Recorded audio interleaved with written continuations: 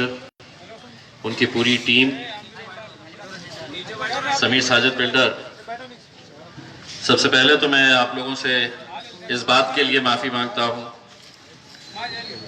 कि मेरे चुन के आने के बाद पीछे पीछे आपको भी पता होगा कि कोरोना भी चला आया था। 2 साल मेरे खासदारकी के कैसा निकले हैं, आप लोगों के कैसा निकले हैं, आप भी अच्छी तरह से जानते हैं।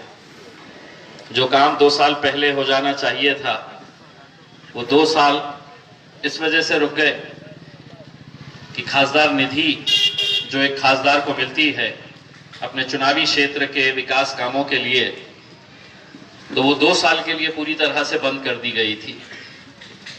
1 रुपया भी नहीं दिया गया था खासदारों को। हमने मोदी जी से कहा था कि हम क्या करेंगे, हमारे लोगों के बीच में जाके क्या बोलेंगे, तो उन्होंने कहा से भाषण करके आ जाना। लेकिन अब दोबारा शुरू हुई है। मुझे मालूम है कि यहाँ के अम्बेलोड़ के हमारे सरपंच साहब ने मुझे कुछ निवेदन दिए हैं यहाँ के विकास कामों के ताल्लुक से। मुझे ये भी बताया गया है कि यहाँ पर 8वीं के बाद यहाँ पर शिक्षण की सुविधा नहीं है, उर्दू स्कूल नहीं है। ये सीईओ के पास काम रुका है। मैं सिर्फ अम्बेलोड़ के बारे में नहीं कह रहा हूं, बल्कि मेरे चुनावी क्षेत्र के अंदर हर उस तालुके के अंदर या हर उस गांव के अंदर जहां पर उर्दू स्कूल है, लेकिन 6वीं 7वीं 8वीं तक ही स्कूल है और उसके बाद बच्चे स्कूल जाना छोड़ दे रहे क्योंकि उनके पास ये सुविधा नहीं है। खासतौर से बच्चियां आगे नहीं पढ़ पा रही है क्योंकि उनको ये सुविधा नहीं है। दूसरे गांव तक पहुंचने के लिए उनके परिवार वाले कभी रुका देते हैं, कभी इतना फासला होता है कि वो मुमकिन नहीं है। तो मैं अपने पूरे जिले के अंदर, हमारी ये कोशिश है कि हम स्कूल को कैसे बेहतर बना सके। कई सारे जिला परिषद की स्कूल गांव के अंदर हमको ये देखने को मिला है कि बहुत बुरी हालत के अंदर है। आज भी जो छोटे छोटे बच्चे हैं वो टीन के शेड के नीचे एजुकेशन हासिल कर रहे हैं, तालीम हासिल कर रहे हैं। हम तमाम स्कूलों को बदलने का जिम्मा उठाए हैं और कई सारे स्कूल को हमने इंडस्ट्रीज के हवाले किए हैं कि एक एक स्कूल की जिम्मेदारी एक एक उद्योगों ने लेनी चाहिए। कई सारे टीचर्स, हेडमास्टर्स हमारे पास आते हैं और ये बताते हैं कि ये टीन का शेड है, बैठने के लिए हमारे पास टेबल कुर्सियां नहीं है। तो मेरी प्राथमिकता यही है कि हम बच्चों के लिए अच्छी शिक्षा की सुविधाएं हम पहुंचाए।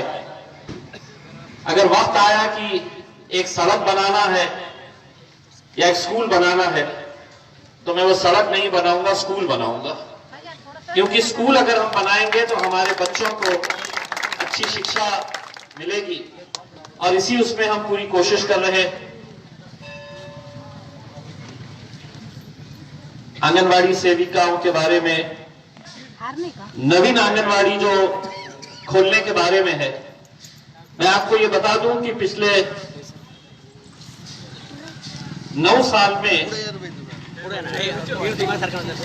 ते मला मिळालेला आहे।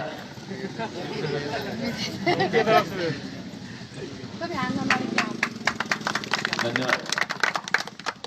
अंगणवाडीच्या बाबतीत जी आपली मागणी आहे, मागच्या 9 वर्षामध्ये एकही नवीन अंगणवाडी सुरू करण्यात आलेली नाही आहे। आता माझी जे चुनावी क्षेत्र आहे त्याच्यामध्ये 100 पेक्षा जास्त नवीन अंगणवाड्यासाठी जे प्रस्ताव आहे ते आम्ही इथून तयार करून राज्य सरकारला पाठवलेला आहे। राज्य सरकारकडून ते प्रस्ताव आता केंद्र सरकारकडे गेलेला आहे आणि खासदार असल्यामुळे मी आता केंद्र सरकारकडे त्याचा पाठपुरावा करणार आहे, कारण मलाही माहित आहे की अंगणवाड्याची नवीन अंगणवाड्याची खूप आवश्यकता आहे। 10 वर्षापूर्वी जे लोकसंख्या होती आणि आज त्याच्यामध्ये खूप फरक झालेला आहे। आणि दुसरं म्हणजे आपल्या जे अंगणवाडीची सेविकांचं जे पगाराच्या संदर्भात आपल्याला माहित असेल की मी लोकसभामध्ये याच्या बाबतीत भाषण केलं होतं आणि त्यांना सांगितलं होतं की अंगणवाडी सेविकांचं जे काम आहे ते खरोखर कौतुकास्पद आहे आणि त्यांच्यासाठी आपण नवीन वेतन श्रेणी तयार करण्याची गरज आहे। अंगणवाडी रंग रांगोटी पाहिजे, लाईट पाहिजे, हे खूप छोटे छोटे मुद्दे आहे, पण तरी सुद्धा तुम्ही मला हे निवेदन दिलेले आहे। मी आज गंगापूरचा दौरा करत आहे, याच्यापैकी कोणकोणते काम प्राथमिकतेने करता येईल ते नक्की मी माझ्या पीएला सांगणार आहे की आम्ही जे जे मागणी ते सरपंच साहेबांनी केली असेल किंवा सामान्य नागरिकांनी केलं असेल किंवा तुमच्या अंगणवाडीच्या वतीने जे मला निवेदन देण्यात आलेलं आहे त्याच्यापैकी जे जे काम मला करता येईल प्राथमिकतेने ते मी काम करू, त्याची गवाही देण्यासाठी आपल्याला इथे आलेले आहे। मैं तमाम नौजवानों से अपील करना चाहूंगा, वैसे तो मुझे मौका नहीं मिला था आप लोगों का जाती तौर के ऊपर शुक्रिया अदा करने का, तो आज ये मौका भी मैं समझ रहा हूं कि जाती तौर के ऊपर मैं आपका शुक्रिया अदा कर दूं।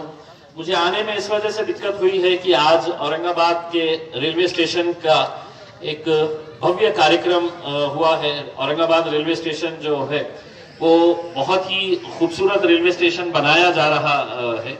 उसका उद्घाटन कार्यक्रम, चूंकि केंद्रीय मंत्री वहां पर आने वाले थे उस उद्घाटन के लिए, तो इस वजह से ऐन वक्त के ऊपर मुझे वो कार्यक्रम ये करना पड़ा। हम औरंगाबाद से बहुत सारे ट्रेनें शुरू करने का, कई साल पुरानी औरंगाबाद में पिट लाइन की मांगनी थी कि एक मर्तबा किसी शहर को अगर रेलवे स्टेशन के ऊपर अगर पिट लाइन मिल जाती है तो बहुत सारे शहरों से हम ट्रेन का कनेक्शन जोड़ सकते हैं। आज ये पिट लाइन का उद्घाटन हुआ है, इसका काम जल्द से जल्द कंप्लीट होगा तो हम डायरेक्टली यहां से अहमदाबाद के लिए हो, यहां से कलकत्ता के लिए हो, यहां से लखनऊ के लिए हो, बहुत सारी ट्रेन हम शुरू कर सकते हैं। दुर्भाग्यवश मैंने आज अपने भाषण के अंदर ये कहा है कि मराठवाड़ा और औरंगाबाद को रेलवे के ताल्लुक से बहुत ही नाइंसाफी इसके साथ हुई है, तो भाजपा का एक मंत्री खड़े रहकर ये जवाब दे रहा है कि यहाँ रेलवे का विकास इसलिए नहीं हुआ कि मराठवाड़ा जो है वो निजामों के हाथ में था।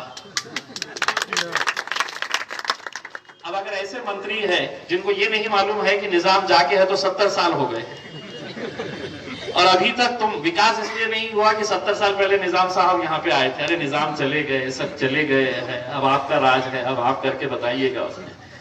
अब औरंगाबाद के लिए एक अच्छी बात यह है कि 6 मंत्री है, मंत्रियों का शहर हो गया है हमारा।